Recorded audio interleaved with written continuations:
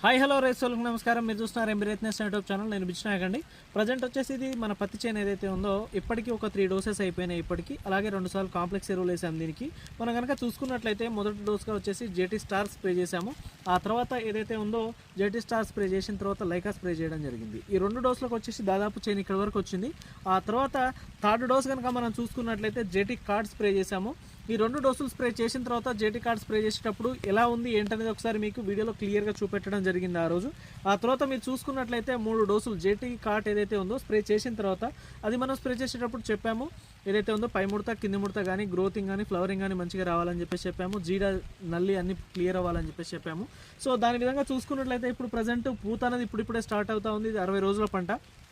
80 రోజులు 90 రోజుల వరకు మనకి చెట్టుకు దగ్గర ఒక 60-70 కాయలనే కనిపిస్తూ ఉంటాయి. ఇప్పుడే పూత అనేది స్టార్ట్ అయిపోయింది మీరు గమనించినట్లయితే. సో ఇప్పుడు మనము థర్డ్ డోస్ అయిపోయిన తర్వాత ఫోర్త్ డోస్ వచ్చేసి మనము ఏదైతే ఉందో జేటీ అగ్రిటెక్ వాళ్ళది రాజల్ గోల్డ్ అనేది స్ప్రే చేస్తూ ఉన్నాము. ఈ వర్షాలకి ప్రజెంట్ ఉన్న సిచ్యువేషన్లో ఈ ఏదైతే ఉందో రాజల్ గోల్డ్ ఎందుకు స్ప్రే చేయాలి అంటే ఎస్పెషల్లీగా పూత రాలకుండా మెయిన్గా ఇప్పుడు ప్రజెంట్ ఈ వర్షాల తర్వాత మెయిన్ పచ్చదోమ ఎఫెక్ట్ అనేది చాలా అధికంగా ఉండే అవకాశాలు ఉన్నాయి.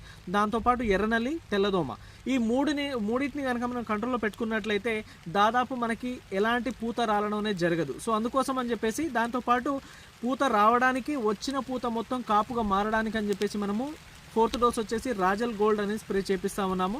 సో ఇది రాజల్ గోల్డ్ వచ్చేసి ఒక ఎకరాకి 250 ml సరిపోతుందండి.